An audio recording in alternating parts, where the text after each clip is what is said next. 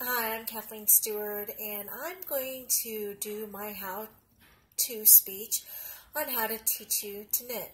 I've been knitting for 20 years now. I learned to knit when I was pregnant with my daughter. At the time, knitting was not having the resurgence in popularity that it has been for the past few years. So there weren't a whole lot of opportunities for me to learn how to knit. I didn't know anybody that could show me.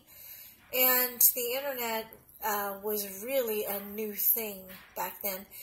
So what happened was a very dear friend of mine bought me a book called the Learn to Knit Yourself a Sweater book, and also some yarn and some needles, and she told me to teach myself, which I did. I haven't yet learned to knit a sweater. It's on my bucket list for knitting, but I did learn the two major stitches for knitting, which are the knit stitch and the purl stitch. That began my illustrious career of knitting flat things that were either square or rectangular for a very long time, until I met a wonderful group of women that would become my knitting group in my hometown. And with their help, I learned how to read patterns. Patterns are a set of instructions of modifications to the knit and purl stitch that create designs for different items. Over time, I learned how to knit hats and gloves and mittens and scarves, shawls, all kinds of things. And the ultimate thing I learned to knit are socks, my very favorite. However, I did not learn how to knit socks from my knitting group. I learned to knit socks from YouTube. Once YouTube was created, it exploded with how-to videos on just about every subject, and luckily there were lots of how to knit socks videos. So I watched those until I finally understood what they were talking about and started knitting my own socks. So today, I'm going to show you the knit and the purl stitch as well as a long tail cast on to get you started. I'm going to pause this now and turn the camera around so you can see my hands, and then we'll get going.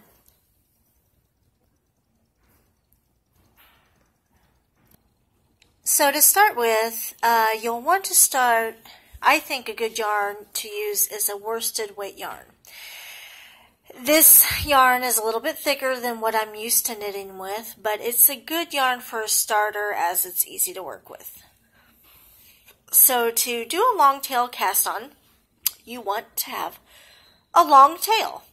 So pull out your yarn from the working yarn, which is attached to your ball of yarn. Create a long tail and make a slip stitch. Now, if you don't know how to make a slip stitch, hopefully you can see me do this. You take your yarn around your index finger and around your middle finger.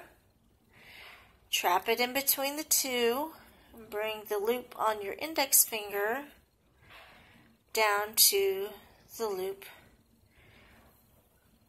on your middle finger and pull it through. And the reason this is called a slip stitch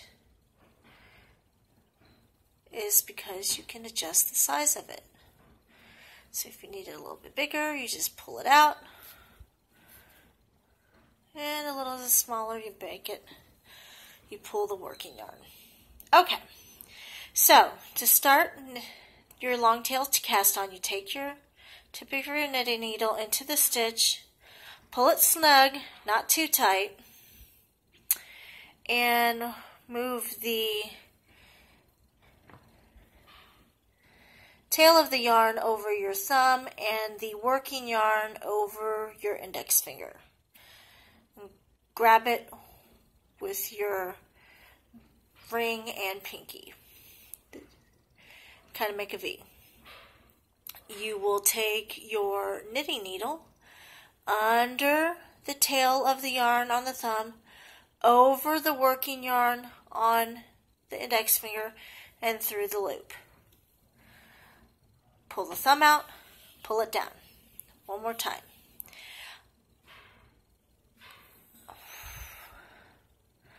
under the yarn on the thumb, over the yarn on the index finger, pull it through, pull your thumb out, pull it down.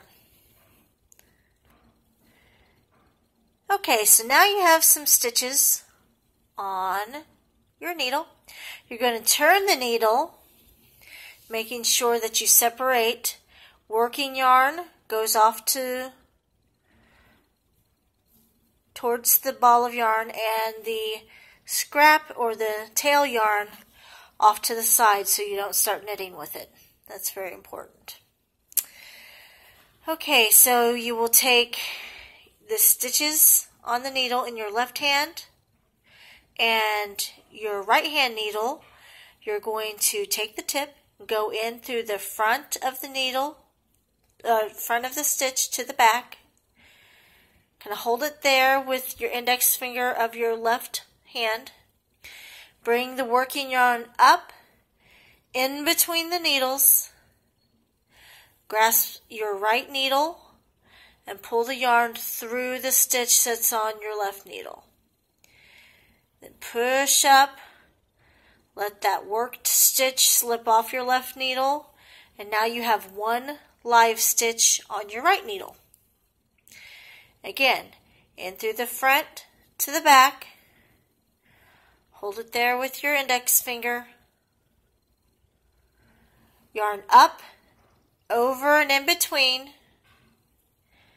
And pull it through, slipping the worked stitch off the left needle. And now you have two live stitches on your right hand needle. Okay, now you have worked your first row of stitches. Don't worry, it doesn't have to be beautiful yet. Most patterns, FYI, do not look decent until at least about a good 2 to 3 inches in. That's about 10 to 12 rows, and then they start to actually look like something. Okay, so now you have two options. If you wanted to continue to do the knit stitch in this row, that would give you a pattern called garter stitch, where you just knit every single row.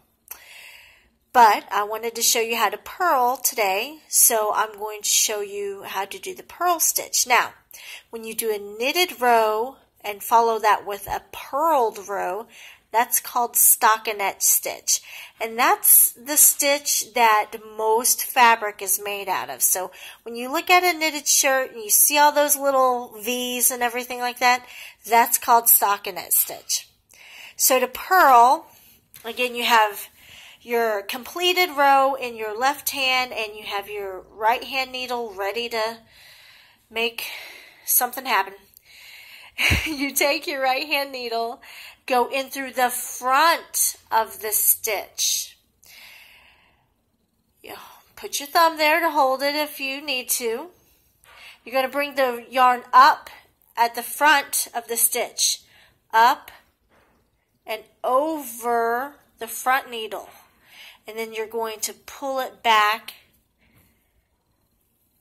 and then off your right hand needle. So it's almost the opposite of the knit stitch. So you're going to go in through the front of the needle.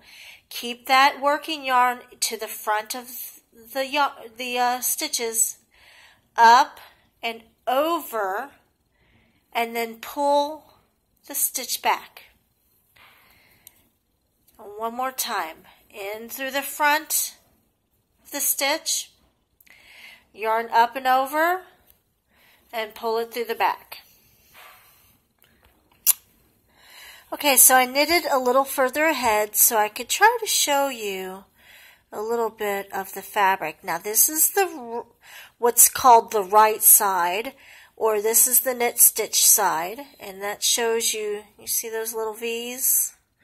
It's probably what you're used to seeing at the stores.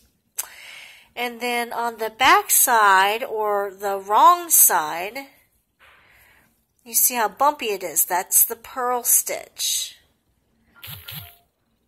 So, once you complete these stitches, then you can start making your own items to use for yourself or give to loved ones. So I hope you enjoyed my how-to for how to knit.